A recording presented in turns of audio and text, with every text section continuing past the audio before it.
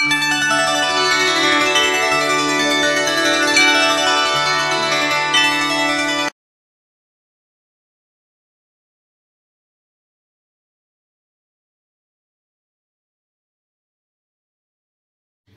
TV అందిస్తున్న ఇదండి నా బాల్య కథ 26వ భాగానికి మీ అందరికీ హృదయపూర్వక స్వాగతం.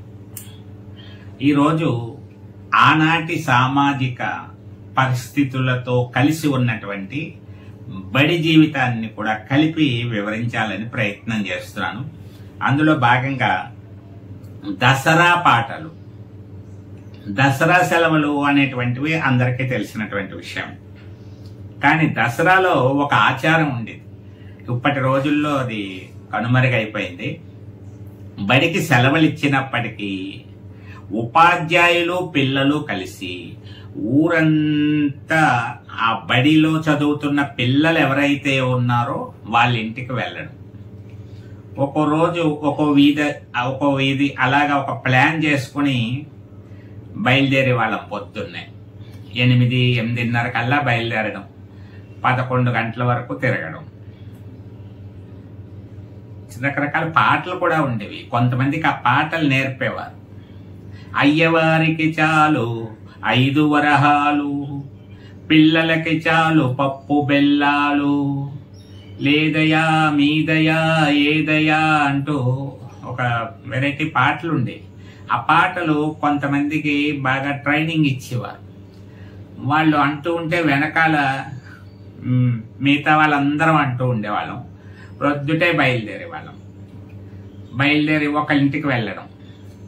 ఒక ఇంటికి వెళ్ళగానే ఆ ఇంటికి సంబంధించినటువంటి యజమాని ఆ మాస్టర్లని ఆహ్వానించి కుర్చీల్లో కూర్చోపెట్టి వాళ్ళకి కాస్త కాఫీ టిఫిన్ లాంటివి ఏర్పాటు చేసి పిల్లల మంచి చెడ్డలో ఏవో ఒక 5 నిమిషాలు మాట్లాడి పిల్లలందరికీ శనగపప్పు, మరమరాలు, బెల్లము ఇది ఎక్కువగా జరిగేటువంటిది.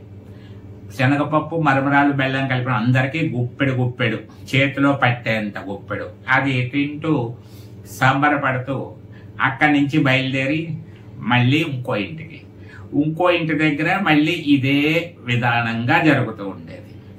అలా పాటలు పాడుకుంటూ సరదాగా తిరుగుతూ ఈవేళ మా ఇంటికి వస్తున్నారు అనుకోవడం, వాళ్ళు ఏవో ఏర్పాటు చేసుకోవడం, మాస్టర్లు వస్తున్నారు కదా అని ఈ విధంగా జరిగేది.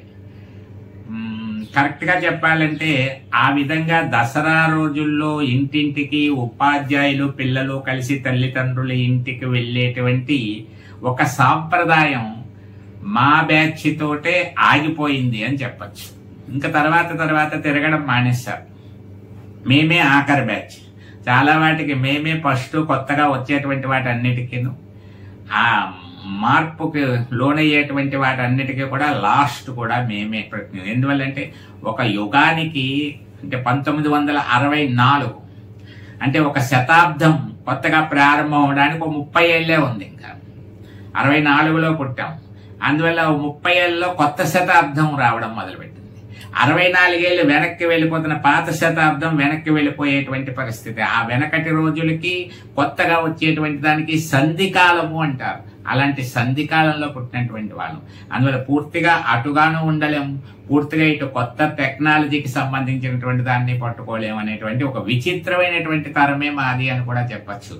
మా ముందు నుంచి కంప్యూటర్స్, సెల్ ఫోన్లు, అనేక రకాల టెక్నాలజీలు అన్ని రావడం మొదలు పెట్టాయి. పాతవి ఒక్కొక్కటి మార్పు చెందుతూ మమ్మల్ని విడిచి వెళుతూ వచ్చాయి. కొత్తవి పరిచయం అవుతూ వచ్చాయి. అందువల్ల ఈ సంధికాలంలో ఉండడం వల్ల చాలా మందికి అటు కొత్తదనాన్ని అందుకోలేక ఇటు పాతతనాన్ని విడిచిపెట్టలేక మధ్యలో కొంచెం ఇబ్బంది పడినటువంటి పరిస్థితులు కూడా ఉన్నాయి. కాలంతో పాటే అందరూ మారుతూ ఉంటారు అనుకోండి. ఈ విధంగా దసరా పాటల్లో ఒక సామాజిక స్ఫూర్తి కూడా ఉంటుంది. సామాజిక దాన్ని ఏమంటారు, పేరెంట్స్ కి టీచర్స్ కి మధ్య ఉండేటువంటి ఒక సహృద్భావాన్ని పెంపొందించుకోవడానికి ఆ రోజు పూర్వీకులు ఏర్పరిచిన విధానం. అసలు పిల్లలకి తల్లిదండ్రులకి మధ్య ఒక్కొక్క పరిచయం, వాళ్ళని వీళ్ళు ఆదరించడము, గౌరవించడం, ఇలాంటి గురువుల్ని గౌరవించడం సాంప్రదాయం అనేటువంటిది పెట్టినటువంటిది. అది దసరా పాటల్లో, దసరాలో తిరగడంలో ఉండేది. అలాగే ఎవరైనా పిల్లల్ని స్కూల్లో వేస్తున్నారు అంటే అక్షరాభ్యాసం కొత్తగా, ఆ అక్షరాభ్యాసం అప్పుడు ముందు వెళ్ళి హెడ్ మాస్టర్ గారికి చెప్తే, అప్పుడు రుద్రాభట్ల సూర్యనారాయణ గారు ఎక్కువగా హెడ్ మాస్టర్, 5వ తరగతి వరకు ఆయనే మాకు. ఆయన ఉన్నటువంటి రోజుల్లో ఎలా ఉండేదంటే, పలానా వాళ్ళ ఇంట్లో అక్షరాభ్యాసం అనగానే అందరినీ తీసుకొని బయలుదేరి వాళ్ళ ఇంటికి వెళ్ళిపోకుండా, వాళ్ళు రమ్మని వారమాట, అందువల్ల అందరూ వెళ్ళిపోయేవాళ్ళం మొత్తం అంతా కూడా. అక్కడికి వెళ్ళిన తర్వాత అక్షరాభ్యాసం చేసి అవి దిద్దించి కొత్త పలక మీద వాళ్ళ యొక్క స్థాయిని బట్టి పిల్లలందరికీ కణికలు, పలకలు, ఏదైనా చాక్లెట్లు, ఏదైనా స్వీట్స్ వాళ్ళ ఇష్టం. ఎక్కువ చాక్లెట్స్ ఉండేవి ఆ రోజుల్లో, గోల్డ్ స్పాట్ చాక్లెట్లు అని, గోల్డ్ స్పాట్ కలర్ లో ఆ రంగులో ఉంటూ ఇలా తిప్పుకోవాలి. పేపర్ ఇలా మడత పెట్టి ఉంటుంది చాక్లెట్, దాన్ని ఇలా తిప్పుకుంటే గోల్డ్ స్పాట్ కలర్ లో ఉంటుంది. ఆ చాక్లెట్ తిన్న నాలుకంతా కూడా ఆ గోల్డ్ స్పాట్ రంగు వస్తుంది. ఆ చాక్లెట్లు ఎక్కువగా తినేవారు పిల్లలందరూ కూడా. ఆ విధంగా ఇంటింటికి అక్షరాభ్యాసానికి వెళ్ళినటువంటి రోజులు ఉండేవి. అది కూడా మా తరంతో లాస్ట్ అని కూడా చెప్పచ్చు. తర్వాత ఇంటి దగ్గర ఎవరికి వాళ్ళు అక్షరాభ్యాసం చేసుకోవడం, బడికి తీసుకురావడం, బడిలో కణికలు అవి పంచిపెట్టడం అనేటువంటిది జరుగుతూ వచ్చింది అన్నమాట. ఈ విధంగా ఆ రోజు బడి వాతావరణంలో అక్షరాభ్యాసాలకు వెళ్ళడం, దసరా అప్పుడు వెళ్ళడం. ఆగస్టు 15 వస్తే ఇంకా పొద్దుటే వచ్చేయమని వారు 7:30, 7:15, 8 అవ్వకుండా వెళ్ళిపోయేవాళ్ళం. వెళ్ళిపోతే ముందుగా బడిలో జాతీయ పతాక ఆవిష్కరణ అయిపోయేది.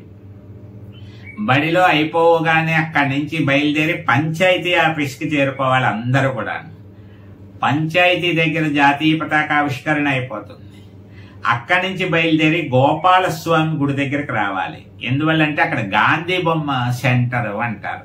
ఆ గాంధీ బొమ్మ సెంటర్ దగ్గర గాంధీ గారికి నూలు దండలు వేసేవారు. నూలుతో చేసినటువంటి దండలు, తెల్లగా దారపు దండలుగా ఉండి, ఇలాంటి దండలు వేసారంటే అనుకునేవాళ్ళం. అప్పుడు నూలు గురించి అది గురించి పెద్దగా తెలియదు కదా. ఆ నూలు దండలు వేసి అక్కడ మళ్ళీ కాసేపు ఏవో ప్రసంగాలు ఏవో ఇచ్చేవారు. అవేం మాకేం తెలియదు కానీ ఓ సందడిగా ఉండేది. ఆ సందడిగా అయిన తర్వాత వీలైతే కుదిరితే ఒక్కొక్కసారి జెండా రంగుల ఐస్ అనేటువంటిది పంచిపెట్టేవారు. లేదా పప్పు బెల్లాలు కామను, చాక్లెట్ ఒకటి కామను. అవి అవగానే ఇంకా ఇంటికి బయలుదేరి రావడం. ఐసులు అమ్ముతూ వచ్చేవి. అప్పుడు నందం వీరాస్వామి గారి ఐస్ పార్లర్ ఉండేది, నీలి పుల్లయ్య గారి ఐస్ పార్లర్ ఉండేది. జెండా రంగుల ఐస్ ఆ వేళ స్పెషల్, 3 రంగుల ఐస్ అందరికీ కూడా. ఇంకొకటి ఉండేది కన్స్ట్రక్షన్ సినిమా అని చెప్పేసి. ఆగస్టు 15 వచ్చినప్పుడు, జనవరి 26 వచ్చినప్పుడు పిల్లలందరికీ సగం రేటుకి సినిమా వేయడం అనేటువంటి. అప్పుడు ఆ వేళ వెళ్ళిపోయి ఎక్కడ కావాలంటే అక్కడ కూర్చోవడమే. వెళ్ళిపోయిన తర్వాత మొత్తం పిల్లలే, అందరూ పిల్లల కోసం ఒక షో వేసేవారు. ఒక్కోసారి 11 గంటల దగ్గర నుంచి మార్నింగ్ షో కింద వేసేవారు, ఒక్కోసారి మ్యాట్ని వేసేవారు, ఒక్కోసారి ఒక థియేటర్లోనే వేసేవారు, లేకపోతే 2 థియేటర్లు యాజమాన్యాలు వేరైనప్పుడు 2 వేసేవారు. ఎవరికి నచ్చింది వాళ్ళు వెళ్ళడం. మొత్తం మీద కన్స్ట్రక్షన్ సినిమా, గోల సినిమా ఆగిందంటే పెద్ద గోల కింద ఉండేది. ప్రత్యేకించి సినిమా హాల్స్ గురించి విశేషాలు కూడా ఒక భాగంలో వివరిస్తాను. ఈ విధంగా బాల్యంలో ఉన్నటువంటి రోజులు, ఈ దసరా పాటలైతేనే, కన్స్ట్రక్షన్ లో సినిమాకి వెళ్ళిన రోజులైతేనే, ఆగస్టు 15కి తిరిగినవైతేనే, ఇవన్నీ కూడా ఒక్కసారి ఈ బాల్య పర్వంలో చాలా ముఖ్యమైనటువంటివి కాబట్టి అవి నెమరు వేసుకుంటున్నాం. చీదెల్ల కోటేశ్వరరావు గారని ఒక ఆయన ఉండేవారు. ఆయన జీళ్ళ కోటేశ్వరరావు అనేవారు. ఆ జీళ్ళే ఇంటి పేరు కింద మారిపోయింది. కోమట్లో ఆయన వారు చక్కగా ఆయన అనేక రకాలైన జీళ్ళు, చిన్న సైజ్ జీళ్ళు, 2 పైసలకు ఒక జీడు వచ్చేలాగా, 5 పైసలకు వచ్చేలాగా జీడి తయారు చేసేవారు. నూపప్పు జీళ్ళు ఉండేవి, కడ్డీలు లాంటివి అప్పుడప్పుడు తయారు చేసేవారు. ఎక్కువగా జీళ్ళే తయారు చేసేవారు. పెళ్లిళ్ళకి వాటికి చిలకలు తయారు చేసేవారు. వాళ్ళ ఇంటికి వెళ్ళినప్పుడు చూసేవాళ్ళం ఆ జీడి తయారు చేసేటువంటి విధానం. అది కూడా ఒక స్తంభానికి ఒక మేక ఉంటుంది. ఆ మేకకి బెల్లం పాకం బాగా సాగుతూ ఉన్నటువంటి కొత్తని దానికి తగిలించి అలా చాలా దూరం ఇలా లాగుతూ ఉండేవారు. ఏంటా ఇలా లాగుతున్నారు అనుకునే వాళ్ళం. గోల్డ్ కలర్ లో బెల్లం పాకం బాగా వచ్చినటువంటి పాకం మెరిసిపోతూ కనపడి అలా లాగి ఉంటే దాన్ని ఒక సెట్టింగ్ చేసిన తర్వాత దానికి ఒక వరి మైదా పిండి లాంటిదో వరి పిండి లాంటిదో అద్ది తర్వాత ముక్కలు కట్ చేసేవారు. జీళ్ళు ఎలా తయారు చేసేవారు కూడా చూసాం. ఆయన గుళ్ళోకి వస్తే ప్రసాదంగా జీళ్లే పట్టుకొచ్చేవాడు. ఆయన నైవేద్యం పెట్టమని రంగనాథం గారికి ఇస్తూ ఉండేవారు. అప్పుడప్పుడు ఆ టైంకి ఎవరైనా వెళ్తే ఉన్న వాళ్ళకి కొన్ని జీళ్లు కూడా ప్రసాదంగా నైవేద్యం అయిపోయిన తర్వాత మాకు పెట్టేవారు పిల్లలు ఉంటే. ఆ విధంగా ఆయన ఏ గుళ్ళోకి వెళ్ళినా జీళ్లు నైవేద్యంగా పెట్టేవాడు ఆయన. అదొకటి బాగా గుర్తుంది. ఈరోజు ఇలా బడి విశేషాలు అయిన తర్వాత స్నేహితుల జాబితాలోకి వస్తే ఈరోజు మీకు ఒక బాల్య స్నేహితుల జాబితాలో ఉషా కుమారి అనేటువంటి ఒక అమ్మాయిని పరిచయం చేస్తున్నాం. కల్లూరి నరసింహమూర్తి గారు అనేటువంటి ఆయన అందరికీ తెలిసిన ఆయన, చాలా ఫేమస్ హోమియోపతి డాక్టర్గా అగ్రహారంలోనే ఆ స్కూల్ వీధిలోనే ఉండేవారు. శివాలయం వీధి అంటాం, ఆ శివాలయం వీధిలో ఉండేవారు. వాళ్ళ అమ్మాయి ఆఖరమ్మాయి, ఇంచుమించు మా బ్యాచ్లో ఎక్కువ మంది ఆఖరి సంతానమే అని కూడా చెప్పచ్చు. ఆఖరమ్మాయి కల్లూరి భాస్కర సీత ఉషా కుమారి అని పేరు గుర్తు నాకు బాగాను. KBS ఉషా కుమార్ అని ఉండేది. అయితే ఉషా అని పిలిచేవాళ్ళం అందరం కూడాను. ఈ వీధుల్లో ఇంటి దగ్గర ఒక్కొక్క పేరు ఉంటుంది కానీ బుల్లిపాప అనేటువంటి పేరు ఎక్కువగా పరిచయం. ఎందుకంటే స్కూల్లో అందరూ ఉషా అని పిలిచేవారు. బుల్లిపాప అనే విషయం ఎవరికి తెలియదు. కానీ మేము మళ్ళీ మామూలుగా కార్యక్రమాలు శివాలయానికి వెళ్ళడాలి ఇవి జరుగుతూ ఉంటాయి కాబట్టి అక్కడికి వెళ్ళినప్పుడు ఆ పేరుతో పిలవడం అనేటువంటిది చాలా గుర్తున్నటువంటి విషయం.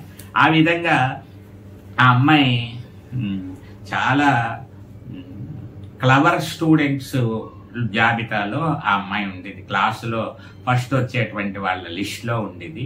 చాలా బాగా చదివేది, చాలా చక్కగా హై స్కూల్ స్థాయిలో మంచి పాటలు అవి కూడా పాడేది. చిన్నప్పటి నుంచి 1వ తరగతి నుంచి ఇంచుమించుగా ఇంటర్మీడియట్ వరకు, ఆ తర్వాత డిగ్రీ కూడా రాజమండ్రి వెళ్ళేవాళ్ళం. ఉమెన్స్ కాలేజీలో ఆ అమ్మాయి చదివేది, మేము ఆర్ట్స్ కాలేజీలో చదివేవాళ్ళం. అప్పుడప్పుడు తాళపూడి నుంచే బయలుదేరి వెళ్ళడం కాబట్టి బస్సులో అది కాస్త పరిచయం ఉండే. 1వ తరగతి నుంచి క్లాస్మేట్స్ కాబట్టి, ఒక ఊరి వాళ్ళం కాబట్టి కొంచెం చనువుగా పరిచయంగా ఉండేవారు. తర్వాత వివాహం, BSc చదివిన తర్వాత వివాహమై రాజమండ్రిలో సెటిల్ అవ్వడం జరిగింది. అప్పుడప్పుడు కనపడుతూ ఉంటుంది, పలకరిస్తూ ఉంటుంది. ఆ స్నేహబంధం అలా కొనసాగుతూనే ఉంది. రాధాకృష్ణ అని పిలిచేటువంటి స్నేహితుల జాబితాలో ఆ అమ్మాయి కూడా ఉంది. ఇప్పటికీ ఎప్పుడైనా పిలిచినప్పుడు ఏం రాధాకృష్ణ ఏం చేస్తున్నావు అని చెప్పేసి చాలా సరదాగా మాట్లాడుతూ ఉండడం అనేటువంటిది చాలా అలవాటు. మరి ఈరోజు బాల్య పర్వంలో ఆనాటి సామాజిక విశేషాలు, ఒక బాల్య స్నేహితురాలు గురించి కూడా వివరించడం జరిగింది.